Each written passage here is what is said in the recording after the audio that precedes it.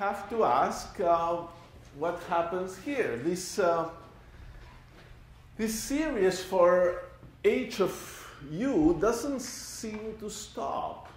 You go A0, A2, A4, well, it could go on forever. And what would happen if it goes on forever? So if it goes on forever, let's calculate what is aj plus 2 over aj as j goes to infinity. Let's see how the coefficients vary as you go higher and higher up in the polynomial.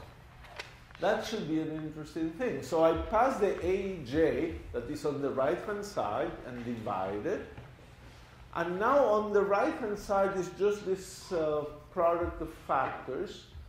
And as j goes to infinity, it's much larger than 1 or e, whatever it is, and the 2 and the 1 in the denominator. So this goes like 2j over j squared. And this goes roughly like 2 over j.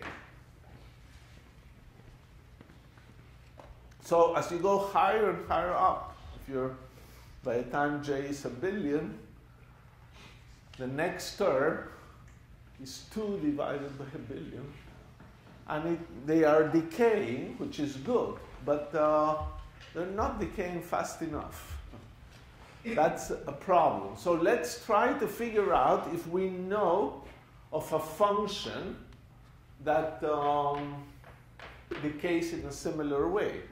So you could do it some other way. I'll do it this way. E to the u squared, let's look at this function, is the sum from n equals 0 to infinity 1 over n u squared to the n, so it's u to the 2n. 1 over n factorial.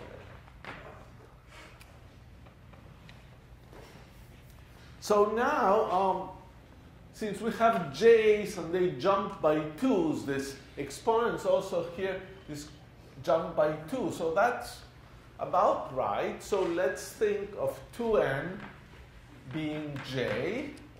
And therefore, this becomes a sum over j equals 0, 2, 4, and all that of 1 over, so even j's. 2n is equal to j. So j over 2 factorial over 1. And then you have u to the j. So if I think of this as some coefficient c sub j times u to the j, we've learned that c sub j is equal to 1 over j divided by 2 factorial. In which case, if that is true, let's try to see what is cj plus 2 over cj, the ratio of 2 consecutive coefficients in this series. Well, cj plus 2 would be j plus 2 over 2 factorial, like this. That's the numerator because of that formula. And the denominator would have just j over 2 factorial. Now, these factorials make sense. You don't have to worry that there are factorials of halves because j is even, and therefore the numerators are even divided by 2. These are integers. These are ordinary factorials. There are factorials of fractional numbers. You've seen them probably in statistical physics in other fields. But we don't have those here. This is another thing. So this cancel. If you have a number and the number plus 1, which is here, you get j plus 2 over 2, which is 2 over j plus 2. And that's, when j is large, is just 2 over j. which is exactly what we have here. So this supposedly nice, innocent function, polynomial here, if it doesn't truncate, if this recursion relation keeps producing you more and more and more and more terms forever, will diverge. And it will diverge like so. If the series does not truncate, okay, h of u will diverge like e to the u squared. Needless to say, that's a disaster, because first, it's kind of interesting to see back here. Yes, you have a safety factor, e to the minus u squared over 2. But if h of u diverges like e to the u squared, you're still in trouble. E to the u squared minus u squared over 2 is e to the plus u squared over 2. And it actually coincides with what we learned before, that any solution goes like either plus or minus u squared over 2. So if h of u doesn't truncate and doesn't become a polynomial, it will diverge like e to the u squared, and this solution will diverge like e to the plus u squared over 2, which was a possibility. And it will not be normalizable. So that's basically the gist of the argument. This differential equation, whenever you work with arbitrary energies, there's no reason why the series will stop. Because E there would have to be equal to 2j plus 1, which is an integer. So unless E is an integer, it will not stop. And then you'll have a divergent, well, not divergent, unbounded phi of u that is impossible to normalize. So the requirement that the solution be normalizable quantizes the energy. It's a very nice effect of a differential equation. It's very nice that you can see it without doing numerical experiments, that what's going on here is an absolute requirement that this series terminates. So here, phi of u would go like e to the u squared over 2, what we mentioned there, and is not a solution.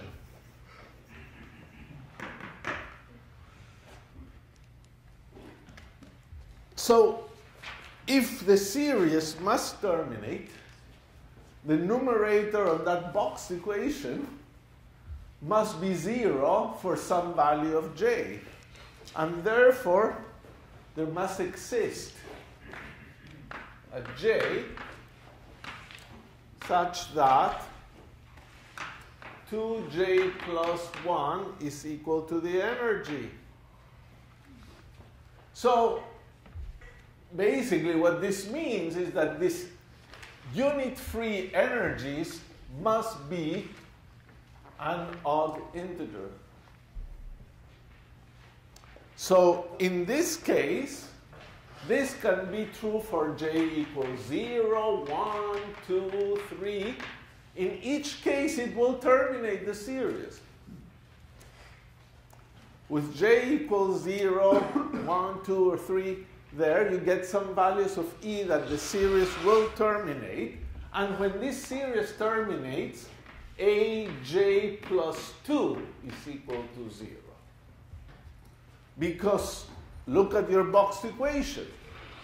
Aj, you got some number, and then suddenly you get this 2j plus 1 minus E, and if that's 0, the next one is 0. So yes, you get something interesting even for j equals 0, because in that case, you can have a0, but you will have no a2, just a constant. So I will write it, so if aj plus 2 is equal to 0, h of u will be aj u to the j plus aj minus 2 u to the j minus 2. And it goes down. The last coefficient that exists is aj. And then you go down by 2's.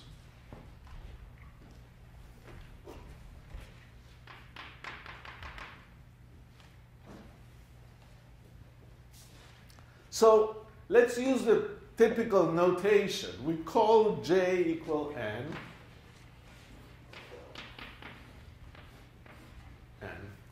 And then the energy is 2n plus 1. The H is an u to the n plus an minus 2 u to the n minus 2, and it goes on. If n is even, it's an even solution. If n is odd, it's an odd solution.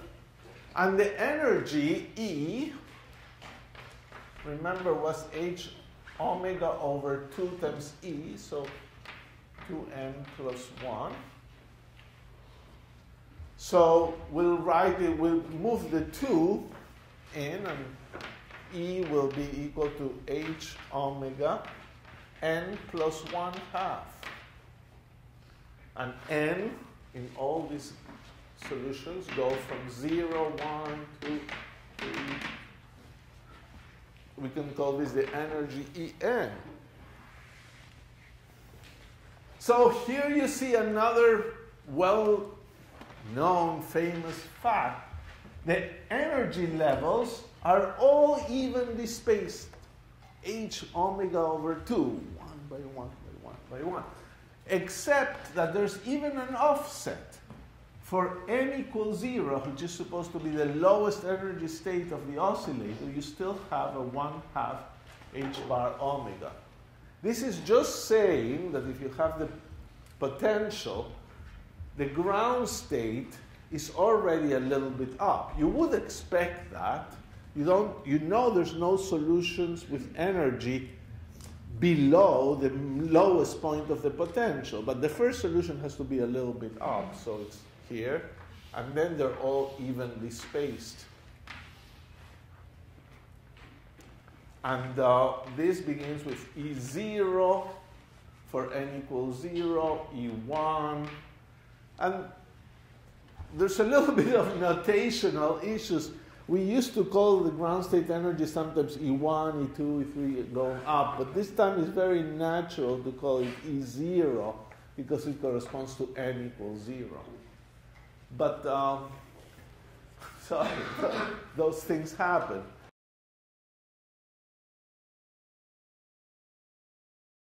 No, it's not an approximation. It's really, in a sense, the following statement. Let me remind everybody of that statement. When you have even or odd solutions, you can produce a solution that you may say it's a superposition, but it will not be an energy eigenstate anymore.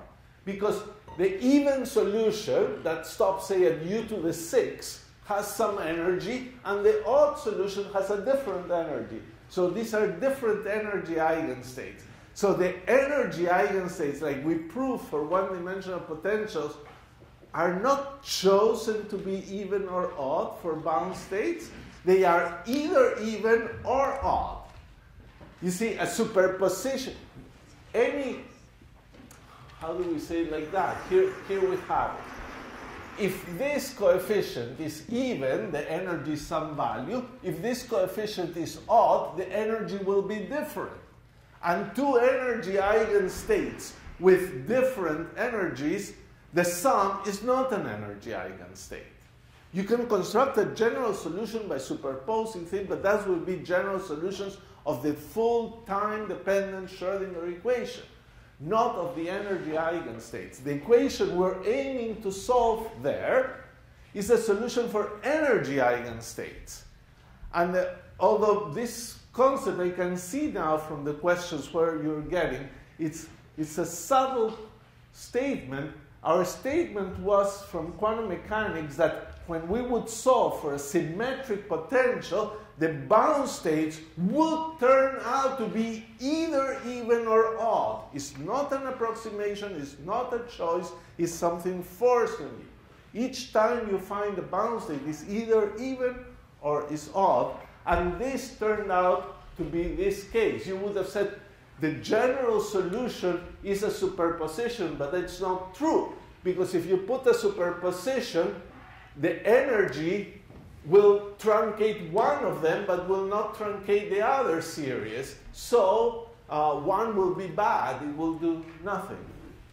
So if this point is not completely clear, please insist later, insist in recitation, come back to me, office hours. This point should be eventually clear. Okay, good. Hope it's good. So what are the names of these things? These are called Hermite polynomials.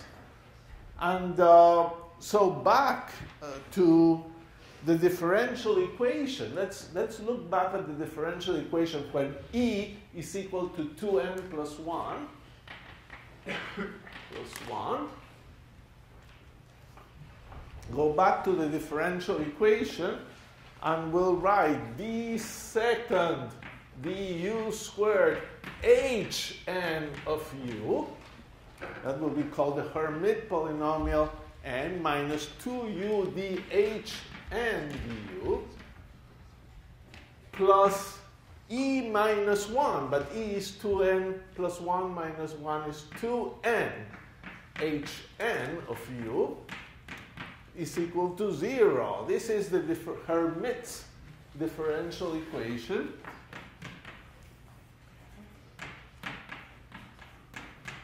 And the HNs are Hermite polynomials, which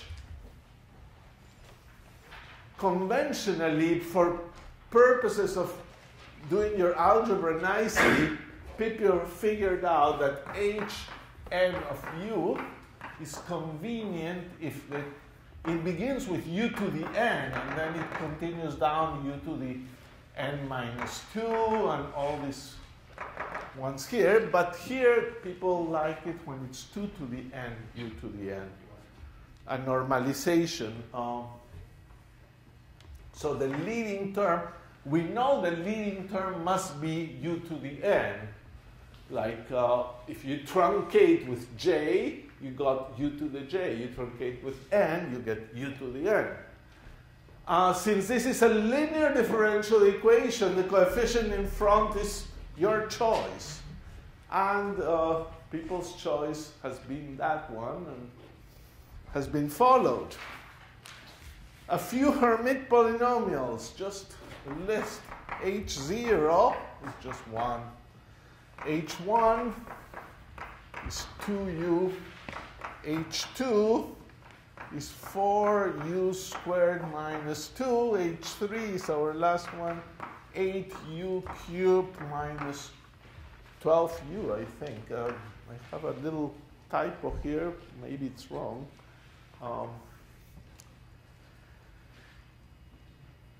So you want to generate more Hermite polynomials. Here's a neat way that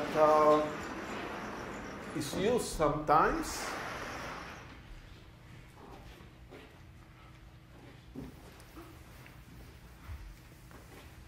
And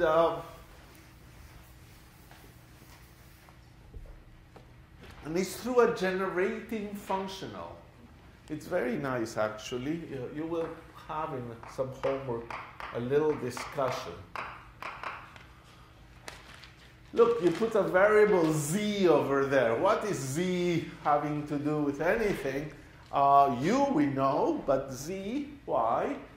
Well, z is that formal variable for what is called the generating function. So it's equal to the sum from n equals 0 to infinity.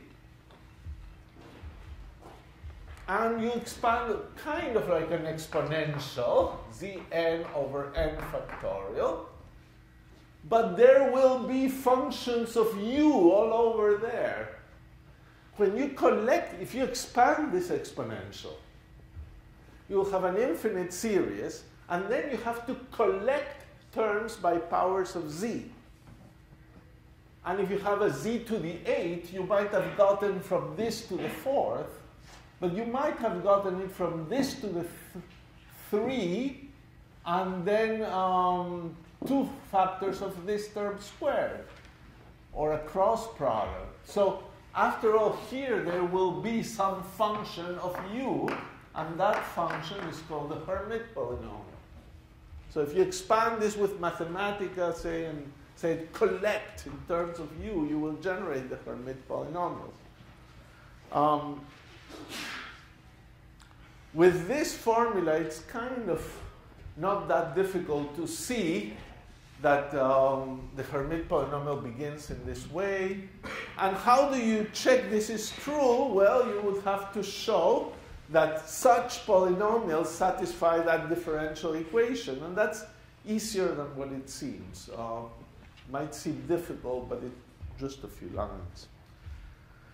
Now,